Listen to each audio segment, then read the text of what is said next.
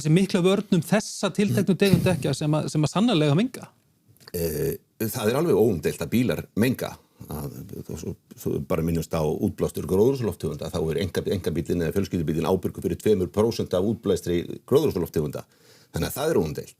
En við erum hér að ræða öryggi og í ákveðnum aðstæðum, og það óumdeilt, þá nagladekkin bestu mögulegu tæki til þess að vernda þá sem eru í umferðinni. Og þetta reynir kannski lítið á þetta hér innan borgar, en fyrir okkur sem þurfum að fara yfir fjallvegi, að þá tel ég það bara eðlilegt að við séum sjálf best til þess fallin og búið þannig umhverfi að við getum valið sjálf. Hvernig best fyrir okkur að gera þetta? Sko, Alexandra, þú tókst vel í þessa tillögu í meðan þessi viðtali við Fréttablaðið. Sko, hvað finnst þér þessu orðið ellið að þetta sé verið að skattleggja öryggi? Ég tel nú ekki að það sé rétt, en svo við höfum það bara alveg á hreinu. Þá 80% af svifryki annað malbik eða sót og hvort að bíll á nagladekkjum langstærsta breytan í því hversu mikið svifryk hann gefur frá sér og samkvæmt Náttúruverndarstofnun Evrópu þá má reikna það út að 80 dauðsföll á ári á Íslandi séu vegna svifryksmengunar, ótímabær dauðsföll. Þannig að ég myndi segja að harðskeljadekk og harðkornadekk þurfa að vera ansi mikið lélegri en nagladekk til þess að það komi ekki til greina að við þurfum að skoða þetta. Því að ef við getum farið í einhverja breytingu og ótímabærum dauðsföllum vegna svifryksmengunar fækkaði bara 10%, þá værum við að bjarga cirka 8 lífum á ári. En sko, nú það auðvitað þannig að svifryksmengun... Hvert að tala ef við gerum hvað þá björgum við mannslífum? Já, ef að sem sagt, samkvæmt Umhverfisstofnun Evrópu, þá má reikna það út að 80 dauðsföll á ári, ótímabær, séu vegna svifryksmengunar. Veistu hvað margir látast í umferðinni?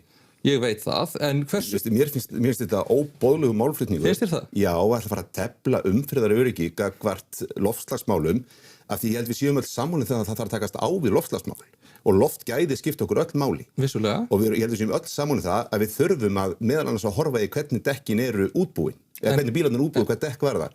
Og við þurfum að höfða til ábyrgðar fólks að nota ekki nagladekk nema það sé í brýnustu nauðsyn. Þannig að hér innan borgar þá eigið allan minn stuðningi þegar að draga úr nagladekkja notkun. En hvernig væri það að leyfa mér að fara með smá inngang mín megin þegar ég beið kurteislega eftir þér? Ég var bara að spyrja hvað þú átti við með þessum dauðsföllum sem þú ert að vísa í. Það þú getur átt það við Umhverfisstofnun Evrópu og trúið mér ekki.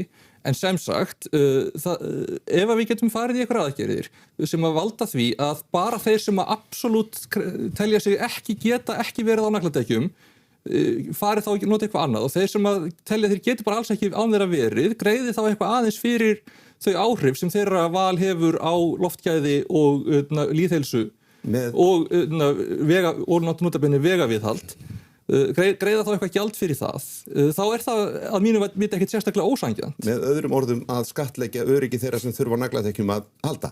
Sko þetta afstaða sem að ég bara ekki fylgjandi. Ekki leggja mér orðið í munn og segja svo þú sért ósammála. Varstu ekki að segja greiða gjald fyrir það að koma nagladekkjum? Ég var að segja það að þeir sem að telja að þeir þurfa að koma nagladekkjum geti valið það og þá kannski greiða eitthvað gjald fyrir af því að þeir eru að hafa meiri áhrif bæði á bara það sem við þurfum að leggja malbiki og á bara loftgæði og lýðheilsu heldur en þeir sem að komast upp með það að nota harðskelja eða harðkornadekk. Þú greiðir sem sagt skatt fyrir það.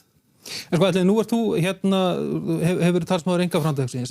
Af hverju ekki að láta þá sem þurfa að nota tiltekna vöru sem að veldur einhverju skaða greiða fyrir hana? Við gerum það við fjölda annarra vara. Ég talsmaður frelsis. Og ég tel notendurna sjálfa best til þess fallna að meta hvernig þeirra öryggi best tryggt og ætla að skattleggja þá sem velja að nota nagladekk af því að